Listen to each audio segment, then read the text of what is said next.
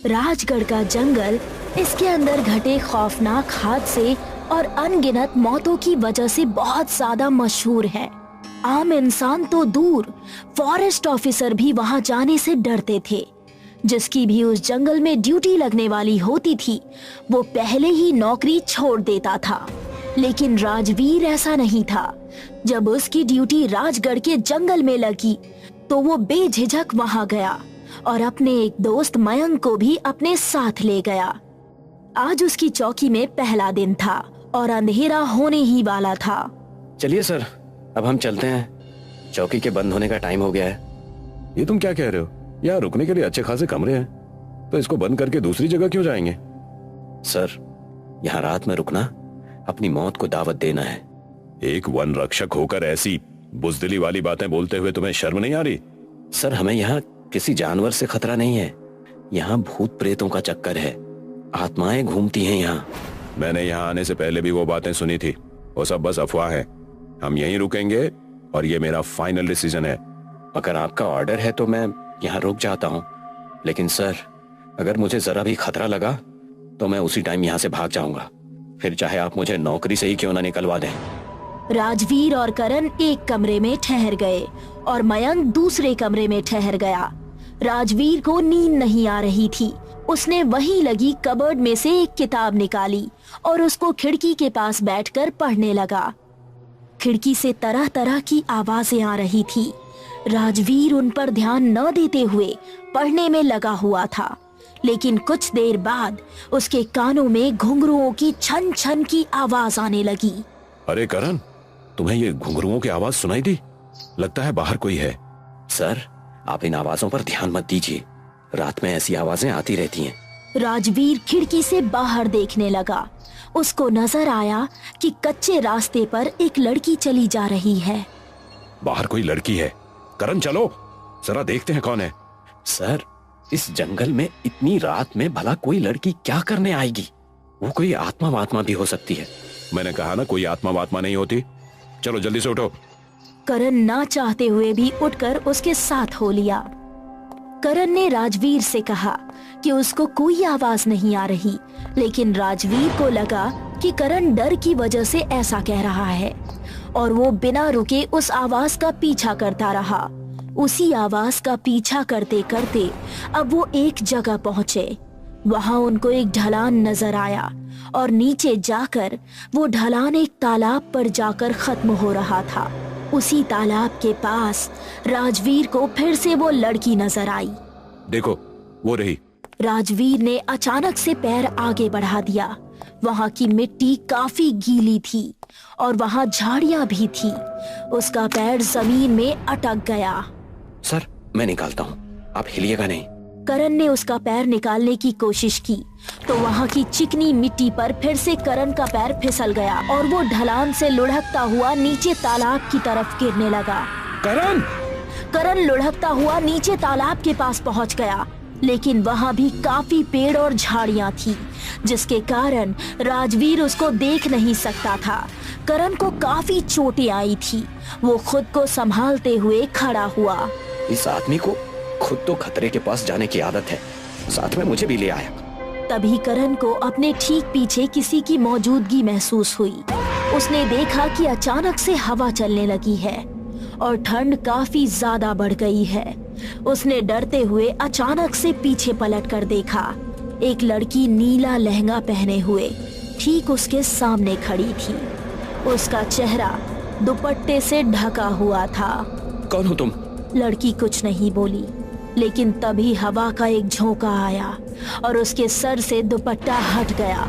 लड़की का चेहरा पूरी तरह से झुलसा हुआ था। आंखें लाल लाल चमक रही थी। उसका खौफनाक चेहरा देखकर करण की धड़कनें मानो रुक सी गई और सांसें अटक कर रह गईं। उसने करण की आंखों में अपने नाखून मार डाले और अगले ही पल उसने करण को फिर से पकड़ा और उसकी गर्दन में अपने दांत गाड़ दिए। ये कहकर उसने अपने पंजे से कई बार उसके पेट पर वार किया, फिर जमीन पर बैठकर उसका सारा मांस खाने लगी। इस तरफ राजवीर भी अपने पैर को निकालने में कामयाब हो चुका था। वो ढलान से धीमे धीमे नीचे उतरने लगा और उसको तालाब की तरफ वही लड़की जाती हुई नजर आई। वो लड़की तालाब में एक कदम रख चुकी थी। तभी राजवीर ने उसका हाथ पकड़ लिया। राजवीर की उससे नजरें मिली। वो उसकी खूबसूरती और शरीर की बनावट में खोने लगा, लेकिन अगले ही पल उसने अपनी भावनाओं पर काबू किया और फिर से उससे पूछा, कौन हो तुम और इस टाइम यहाँ क्या कर रही हो? मेरा नाम निहारिका है। यहाँ तालाब पर मरने के इरादे से आई हूँ। देखो, मैं इस जंगल का फॉरेस्ट ऑफिसर हूँ। जो भी परेशानी है मुझे बताओ, मैं तुम्हारी मदद करूंगा। मैं राजगढ़ में अपनी छोटी बहन सृष्टि के साथ रहती थी। अभी कुछ दिनों पहले मेरी बहन न जाने कहाँ गायब हो गई। ठाकुर साहब के छोटे भाई का उसके साथ मिलना जुलना था। मैं उसको ढूंढते हुए वहां पहुंची तो उसने मुझे बुरा भला कहकर भगा दिया। तब से ठाकुर के आदमियों ने मेरा जीना दुश्वार कर रखा है। पूरे गांव में ये अफवाह फैला दी कि मेरी बहन किसी के साथ भाग गई है। उसके बाद गांव वालों ने भी मुझ पे गंदी नजर रखनी शुरू कर दी। अब ऐसे में मैं भला क्या कर सकती हूँ? आप चलिए मेरे साथ, मैं आपकी बहन को ढूंढने में आपकी मदद करूंगा। मेरे कहने पर पुलिस कार्यवाही जरूर करेगी। आप ये मरने का इरादा छोड़ दीजिए। उसकी बात सुनकर वो चुपचाप उसके साथ चल दी। जब राजवीर चौकी वापस पहुंचा तो मयंक दरवाजे पर खड़ा उसका इंतजार कर रहा था। राजवीर के साथ निहारिका को देखकर वो भी उसकी खूबसूरती में खो गया। तू बाहर क्या कर रहा है? कहाँ चला गया था तू? अरे ऑफिसर मैं हूँ, तो मैं तुझे क्यों परेशान करता? इसलिए तुझे सोता हुआ छोड़कर चला गया। ये कौन है? फिलहाल अंदर चलते हैं, बाद में बता दूंगा। कहकर वो तीनों अंदर गए। राजवीर ने निहारिका को एक कमरे में ठहरा दिया और फिर मयंक को उसके बारे में सब कुछ बता दिया। बहुत ही अजीब कहानी है इसकी। कहीं ये कोई चुड़ैल? यार अब तू भी शुरू मत हो जाना। अगर ये कोई चुड़ैल होती तो मैं जिंदा तेरे सामने नहीं खड़ा होता। लेकिन ये करण कहाँ है? वो भी अपने कमरे में नहीं है। वो बहुत ही डरा हुआ था। लगता है जैसा उसने कहा वैसा ही किया, भाग गया वो। आई थिंक अब तो सुबह ही आएगा। चल ठीक है, अब दोनों सो लेते हैं। और मेरे बाप, अब मुझे अकेला छोड़कर कहीं मत जाना। वो दोनों एक ही कमरे में जाकर सो गए। कुछ देर बाद उनको कई कुत्तों के एक साथ रोने की आवाज आने लगी। अरे यार, अब इन कुत्तों की भी नानी अभी ही मरनी थी क्या? मैं जाकर देखता हूँ। रुक, मैं भी आता हूँ। और दोनों रूम से बाहर निकले। उसकी नजर निहारिका के कमरे पर पड़ी, जिसका दरवाजा खुला हुआ था और वो उसमें मौजूद नहीं थी। दोनों बाहर निकले और वहाँ एक अजीब सी बदबू आ रही है। दोनों ने पास जाकर देखा तो उनके पैरों तले जमीन खिसक गई। वहाँ जमीन पर एक लाश कई चीथड़ों में पड़ी हुई थी। उसके कपड़ों से पता चल रहा था कि वो लाश करण की है। करण की लाश यहाँ पड़ी है, इतनी बुरी हालत में, और निहारिका यहाँ से गायब है। कहीं निहारिका सच में? तभी उसके कंधे पर पीछे से किसी ने हाथ रखा और उसके दिल की धड़कनें रुक गई। करण को मारने वाली भूतनी कौन थी? निहारिका की सच्चाई क्या है? और जिस इंसान ने अभी राजवीर के कंधे पर हाथ रखा है वो कौन है? अब तक आपने देखा करण की लाश बहुत ही बुरी हालत में जमीन पर पड़ी थी। राजवीर और मयंक उसको हैरानी से देख रहे थे। निहारिका अपने कमरे से गायब थी। तभी किसी ने पीछे से राजवीर के कंधे पर हाथ रखा और आगे। निहारिका, तुम यहाँ कैसे? कुछ देर पहले तो तुम अपने कमरे में नहीं थी। हाँ, मैं बाथरूम गई थी तो अपने कमरे में कैसे होती? ये लाश किसकी है? ये करण था, मेरे साथ आया वन रक्षक। ये उस जगह मुझसे बिछड़ गया था जहाँ तुम मुझे मिली थी। लेकिन इसकी अचानक मौत कैसे हो गई और इसकी लाश यहाँ कैसे पहुँची? हो सकता है ये यहाँ वापस आ रहा हो और किसी जानवर ने इस पर यही हमला कर दिया हो। तुम्हारी आंखों के सामने एक लाश पड़ी है। एक लड़की होने के बावजूद तुम्हें एक लाश देखकर जरा भी डर नहीं लग रहा? मैंने इस जंगल में अब तक कई लाशें इसी तरह देखी है, आदत हो चुकी है। आप भी आदत डाल लीजिए। कहकर वो मुड़ी और वापस अपने कमरे की तरफ चली गई। मयंक और राजवीर अभी भी ये सोच रहे थे कि आखिर करण को मारने वाला जानवर कौन हो सकता है। अगर उसकी मौत इसी जगह हुई थी तो उन्हें उसकी चीख पुकार क्यों सुनाई नहीं दी? मुझे अभी सर को इन्फॉर्म करना पड़ेगा। राजवीर ने उसी टाइम अपने हेडक्वार्टर कॉल लगाया। सर, मैं राजीव बोल रहा हूँ। बोलो राजवीर, क्या बात है? सर, वन रक्षक करण मारा गया। बहुत ही बुरे तरीके से। क्या करण मारा गया? लेकिन कैसे? सुनकर राजीव ने उसको सब कुछ बता दिया। ठीक है, मैं अभी मदद भेजता हूँ। शिंदे, तुम अभी के अभी राजगढ़ पहुँचो। लेकिन सर, मेरा जाना वहाँ जरूरी है क्या? मैंने पहले भी कई बार नोटिस किया है कि तुम हमेशा राजगढ़ जाने के नाम पर डर जाते हो। क्या तुम एक फॉरेस्ट ऑफिसर होकर जंगल जाने से डरते हो? सर, मैं जानवरों से नहीं डरता, लेकिन उस जंगल में भूत प्रेतों का वास है। चुप हो जाओ, तुम वहाँ जा रहे हो और ये मेरा ऑर्डर है। ये सुनकर शिंदे ना चाहते हुए भी अपने साथ एक वन रक्षक रवि और एम्बुलेंस लिए जंगल पहुंच गया। कितनी खतरनाक मौत हुई है इसकी। तुम यहाँ पर रुके ही क्यों थे? सर, मेरी ड्यूटी लगी है यहाँ। अगर मैं यहाँ नहीं ठहरूंगा तो और कहाँ ठहरूंगा? लेकिन रात में यहाँ रुकना सही नहीं है। मैंने तुम्हें यहाँ आने से पहले ही समझाया था। क्या हुआ? आप लोग इतना शोर क्यों कर रहे हैं? तभी पीछे से एक आवाज आई और सभी ने मुड़कर उसकी तरफ देखा। निहारिका को देखकर शिंदे के चेहरे का रंग उड़ गया। ऐसा लगा जैसे कि उसको बहुत ही गहरा झटका लगा हो। तुम?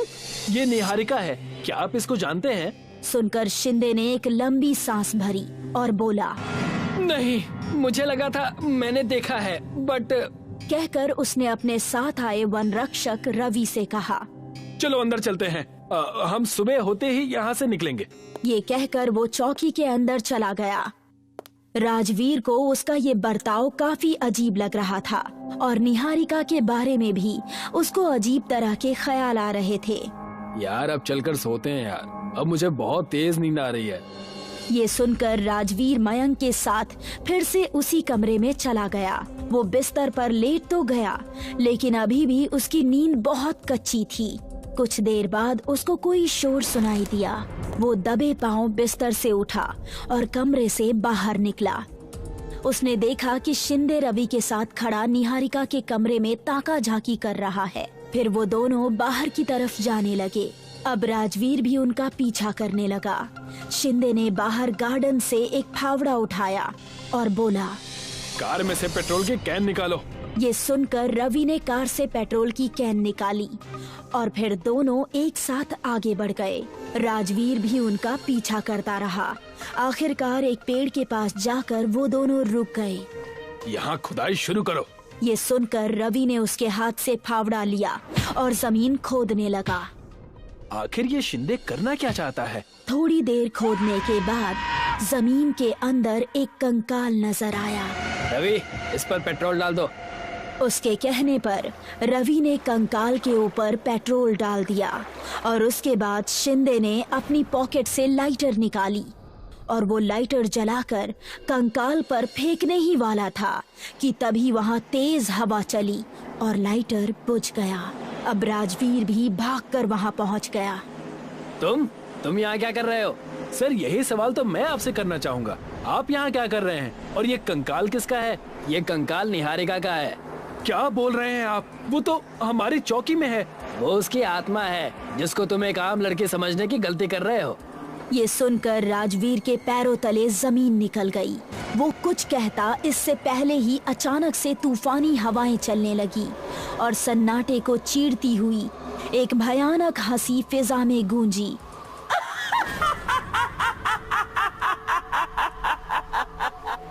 तो सामने निहारिका खड़ी हुई थी। निहारिका, तुम यहाँ?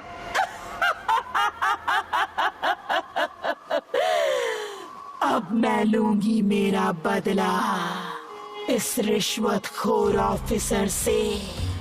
इतना कहकर वो बहुत ही भयानक रूप में आ गई।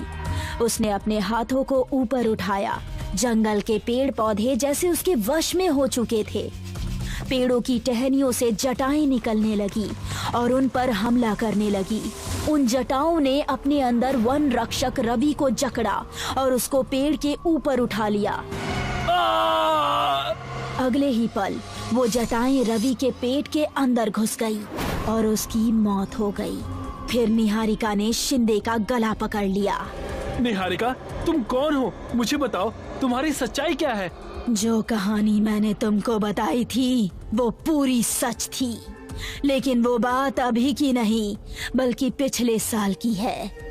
मैं 1 साल पहले ठाकुर और गांव वालों से परेशान होकर उसी तालाब पर मरने के इरादे से आई थी। यहाँ का फॉरेस्ट ऑफिसर था। इसने मुझे मरने से रोक लिया और दिलासा दिया कि ये मेरी मदद करेगा, लेकिन उसी रात मेरे सोने के बाद। वो लड़की यहाँ मरने के लिए आई थी, तुमने उसे बचा क्यों लिया? ठाकुर साहब, अगर वह तालाब में डूबकर मर जाती तो कुछ ही दिनों बाद उसकी लाश पानी के ऊपर आ जाती, तब आप फंस सकते थे। अब हम मिलकर उसको खत्म करेंगे और उसकी लाश को जमीन में दफन कर देंगे। ये बातें मैंने सुन ली थी। मैं चौकी से उसी टाइम भाग गई, लेकिन इन दोनों ने मेरा पीछा किया और फिर दोनों ने मिलकर मुझे खत्म कर दिया। तब से ये जंगल मेरी आत्मा से शापित हो गया। मैंने ठाकुर को तो उसी रात मार दिया। अगली रात मैं इसको मारने ही वाली थी, लेकिन ये दिन में ही यहाँ से भाग गया। तब से अब तक मैं इसका इंतजार कर रही थी। तो आपके इस जंगल में ना आने की वजह ये थी।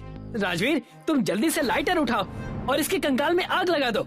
ये हमेशा के लिए खत्म हो जाएगी। अगर एक भी हड्डी बिना जले रह गई तो हम इसको नहीं मार पाएंगे।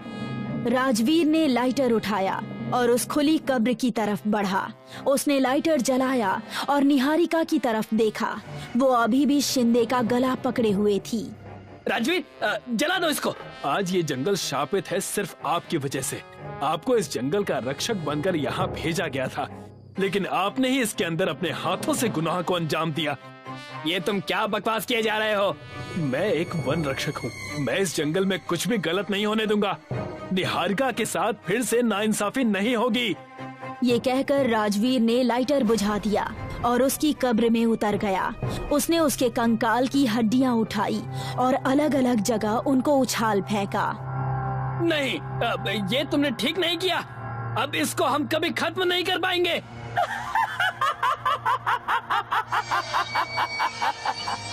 निहारिका ने शिंदे को दूर फेंक दिया। फिर उसने अपने दोनों हाथ ऊपर हवा में उठाए और पेड़ों से फिर से कांटों वाली जटाएं निकल गई और उन्होंने शिंदे को जकड़ लिया। वो जटाएं अब किसी तीर की तरह उसके शरीर के अंदर उतर गई और उसका खून चूसने लगी। फिर एक जटा तलवार की तरह उसकी गर्दन पर चली और उसकी गर्दन दूर जा गिरी। निहारिका ने एक बार राजवीर की तरफ देखा। वो उसको देखकर मुस्कुरा रहा था। अब ये जंगल हमेशा मेरी निगरानी में रहेगा। राजगढ़ हमेशा शापित रहेगा।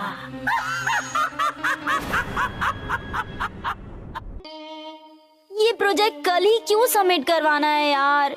कुछ दिन और दे देते तो आज हमें यहाँ रुकना नहीं पड़ता। मुंह बिगाड़ती हुई ऐना बोली और अपनी नोटबुक पर कोई आकृति बनाने लगी। निकोल कब से उसे और उसके द्वारा बनाई हुई ड्राइंग को देख रही थी। 1 मिनट, देना तो तेरी नोटबुक। अचानक से निकोल ने ऐना की नोटबुक अपनी तरफ खींच ली। वाह ऐना, क्या बनाया है तूने? वाह यार, क्या बनाया तूने? ये खूंखार मानव भेड़िया जिसकी आंखें भी चमक रही हैं। बहुत ही गजब की ड्राइंग है। ऐसा लग रहा है जैसे अभी ये इससे बाहर आ जाएगा। हाँ। तुम्हें पता है, ऐसे मानव भेड़िए हकीकत में होते हैं। मैंने सपनों में देखा है इन्हें। सपनों में? क्या है ना तू भी? कहती हुई निकोल हंसने लगी। साथ ही साथ बाकी सब भी हंसने लगे। तभी पास ही के रीडिंग रूम में एक भारतीय मूल का लड़का निकल कर आया, जो बहुत देर से इन सब की बातें सुन रहा था। उसका नाम राहुल था। वहां से उठा और बुक रैक की तरफ चल दिया और एक बुक जिस पर बड़े बड़े अक्षरों पर वेयरवुल्फ लिखा था और एक खूंखार जानवर की तस्वीर थी, जो हूबहू ऐना की बनाई हुई ड्राइंग से मिल रही थी, अपने हाथों में लिए आया और आकर सबके सामने बैठ गया। गाइस, थोड़ी देर अपने प्रोजेक्ट को साइड में रखो। ये बुक मुझे मिल गई है। चलो मैं पढ़ के सुनाता हूँ। भेड़िया मानव एक मिथक जानवर है। इसके बारे में कहा जाता है कि असल में एक इंसान होता है जो खुद को एक भेड़िए में बदल सकता है। यह बदलाव पूर्णिमा के चांद से होता है। कहते हुए राहुल सबको देखने लगा। ये कैसे हो सकता है? वेयरवुल्फ तो अपना रूप अमावस्या को बदलते हैं ना, फिर पूर्णिमा को कैसे? ऐना आश्चर्य से बोली। नहीं है ना, गूगल पर कहीं भी सर्च कर ले, जो वेयरवुल्फ होगा उस पर चांद की रोशनी पड़ते ही उस आदमी के अंदर का खूंखार जानवर जाग जाता है। नहीं, मैं नहीं मानती। चांद की चांदनी तो सबको शीतलता प्रदान करती है, तो वो इंसान के अंदर के जानवर को कैसे जगा सकती है? ऐना ने अपना व्यू रखा। तभी निकोल बोलने को हुई, लेकिन राहुल ने उन्हें चुप करवा दिया और आगे पढ़ने लगा। चांद की चांदनी शांति का प्रतीक होती है और इससे उलट अमावस्या को शैतानी आत्माओं की शैतानियत अपनी चरम पर होती है। इस समय वो कुछ भी कर सकती है, किसी भी इंसान को जानवरों में परिवर्तित कर अपना कार्य पूर्ण करवाती है। देखा, कहा था ना मैंने। चलो अब तुम आगे पढ़ो। कहा जाता है कि यदि कोई अमावस्या की काली अंधेरी रात में इस इंसानी खूंखार जानवर यानी वेयरवुल्फ का खूंखार सा चित्र बनाता है और उसे अमावस्या के रात के तीसरे पहर की हवा लग जाए तो वो उसी रूप में उस ड्राइंग से बाहर आ जाता है। जैसे ही राहुल ने पढ़ा वैसे ही सबके चेहरे की हवाएं उड़ गई। फिर राहुल ने आगे पढ़ना स्टार्ट किया। इस जानवर से सिर्फ एक तरीके से बचा जा सकता है। पढ़ते हुए अचानक ही बुक बंद कर दी। गाइस, मुझे कुछ काम याद आ गया जो मुझे आज ही करना है। कहते हुए बुक के साथ उठा और चलने लगा। तभी चार्ल्स ने वो बुक ले ली और पढ़ने लगा। इस जानवर से सिर्फ एक तरीके से ही बचा जा सकता है और वो तरीका है चांदी की कटार। यदि सूर्य की पहली किरण के साथ ही उस वेयरवुल्फ पर उस चांदी की कटार से उसके ललाट के बीचों बीच वार किया जाए तो ये उसी समय खत्म हो जाएगा। पढ़ते हुए चार्ल्स ने अपनी गर्दन ऊपर की और सबको देखा। सब ऐना को ही देख रहे थे। वहीं खड़ा राहुल सबको घूर रहा था। ऐना, तूने भी तो ड्राइंग बनाई है ना? और आज कहीं अमावस्या तो नहीं? एक स्टूडेंट एंथनी ने ऐना को देखते हुए कहा। तभी अचानक किसी छोटे बच्चे के रोने की आवाज आई। गाइस, कोई बेबी रो रहा है। लगता है किसी को हेल्प की जरूरत है। चलो ना चले। कहते हुए ऐना ने सबको अपने साथ लिया और बाहर जाने लगी। इस कॉलेज के एक तरफ बहुत बड़ा और गहरा जंगल था। वो आवाज वहीं से आ रही थी। रात के इसकी अमावस्या का तीसरा पहर लग चुका था। वो सब इस अंधेरी काली रात में धीरे धीरे जंगल में आगे की ओर बढ़ते जा रहे थे। अचानक ही मौसम में परिवर्तन हुआ और खूंखार जानवरों के दहाड़ने की आवाजें आने लगी। चमगादड़ों और उल्लुओं के चिल्लाने की आवाज आने लगी थी। वो सब इस काले जंगल में अपना रास्ता भटक चुके थे। सबने अपने फोन की फ्लैश लाइट्स ऑन कर रखी थी।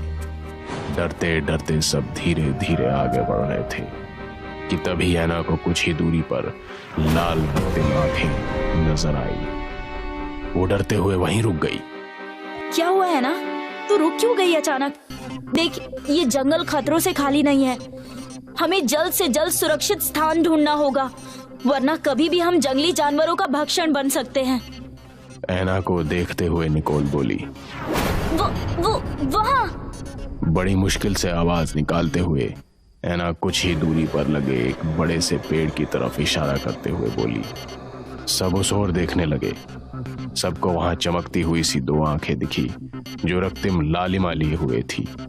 सूखे पेड़ों के पत्तों की सरसराहट और जंगली जानवरों की भयानक आवाज साफ सुनाई दे रही थी। अरे खड़े क्या हो, भागो! लगता है आज रात अमावस्या का तीसरा पहर शुरू हो चुका है। कहते हुए चार्ल्स ने चिल्लाते हुए कहा और वहां से भाग खड़ा हुआ। देखते ही देखते वो सब वहां से भागने लगे। तभी अचानक ही उनके आगे एक बहुत बड़ी आकृति आ गई और उनका रास्ता रोक लिया। उनके सामने एक खूंखार वहशी दरिंदा खड़ा था जो आधा जानवर और आधा इंसान था। ठीक वैसा ही जैसा ऐना ने अपने इस सपने में देखकर वो ड्राइंग बनाई थी। ये तो बिल्कुल वैसा ही है, ड्राइंग जैसा। कहते हुए ऐना उस खूंखार जानवर को देखने लगी। भाग जल्दी, और तुम सब भी जल्दी करो। कहते हुए निकोल ने ऐना का हाथ पकड़ा और दूसरी तरफ भागने लगी।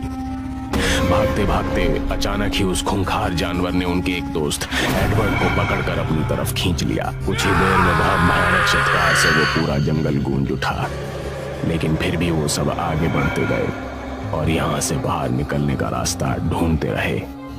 चलते चलते वो सब थक चुके थे। थक हार कर वो सब एक पेड़ के नीचे आराम करने बैठ गए कि तभी निकोल के ऊपर कुछ गीला और चिपचिपा पदार्थ आकर गिर गया। ये क्या गिरा? गीला गीला, ये क्या है? ओह माय गॉड, ये तो खून है। निकोल जोर से चिल्लाई और पीछे हट गई। वहां बैठे सब लोग खड़े हो गए और अपने फोन की फ्लैशलाइट से उस पेड़ की ओर देखने लगे। सब चिल्लाते हुए कुछ दूर हुए ही थे कि तभी एक लाश उनके सामने आ गई, जिसकी आंतड़ियां बाहर आ रही थी और उसमें से बहुत भयंकर बदबू आ रही थी। वो इसी ग्रुप का वही लड़का एडवर्ड था जिससे वेयरवुल्फ ले गया था। ऐना और निकोल दोनों दूर भागी। हमारा यहाँ रहना ठीक नहीं है, हमें यहाँ से किसी और जगह चलना चाहिए। रोती हुई निकोल ने सबको दूसरी जगह जाने को बोला।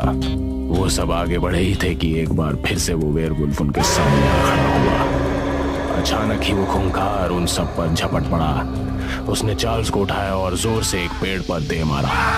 उसे सर पर बहुत गहरी चोट आई, जिससे वो वहीं पर गिर गया। देखते ही देखते उसने बाकी जनों को भी घायल कर दिया, लेकिन फिर भी हिम्मत करते हुए, रोते और घबराते हुए उन सब ने चार्ल्स को वहां से उठाया और वहां से भागे। अब तक वो अपने दोस्त साथियों को खो चुके थे। अचानक ही एक झटके में बिना टाइम गवाए हुए वो निकोल पर झपटा। अपने दोस्तों की हालत देखकर ऐना को बहुत गुस्सा आया। तभी उसको राहुल की किताब की बातें याद आने लगी। अचानक ही ऐना की नजर आसमान में गई। देखा तो पूरे आसमान में लालिमा फैली हुई थी।